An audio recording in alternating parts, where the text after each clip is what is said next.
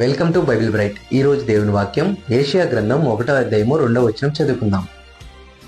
యెహోవా మాటలాడుచున్నాడు, ఆకాశమా ఆలకించుము, భూమి చెవియొగ్గుము.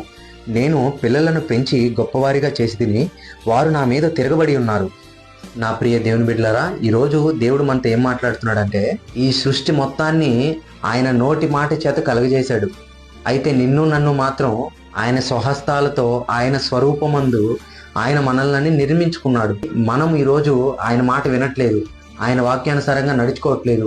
అందుకే దేవుడు ఎంతో బాధపడుతున్నాడు. నా పిల్లల్ని పెంచి గొప్పవారిగా చేసి తిని వాళ్ళు ఈరోజు నా మీదే తిరగబడుతున్నారు అని. భౌతికంగా మనం చూసుకుంటే ఒక తల్లి తన బిడ్డలు తన మాట వినకపోతే ఎంత బాధపడుతుందో, ఎంత రోధిస్తుందో. అయితే నిన్ను నన్ను తయారు చేసిన పరమ తండ్రికి ఇంకెంత బాధ ఉండాలి చెప్పండి. కాబట్టి మనం ఎప్పుడు దేవునికి బాధ పెట్టే పనులు చేయకూడదు, కానీ దేవుణ్ణి సంతోషపెట్టే పనులు చేయాలి. అప్పుడే దేవుడు మన యందు ఎంతో ఆనందిస్తాడు, ఎంతో సంతోషపడతాడు. దేవుడు మనకు పరలోకాన్ని స్వతంత్రించుకునేలాగా చేస్తాడు. ఈ భూమి మీదకి మనం దేవుడు పంపించింది ఆయన మాట వింటామని, ఆయన వాక్యానికి లోబడతామని, ఆయన చెప్పిన మార్గంలో నడుచుకుంటామని.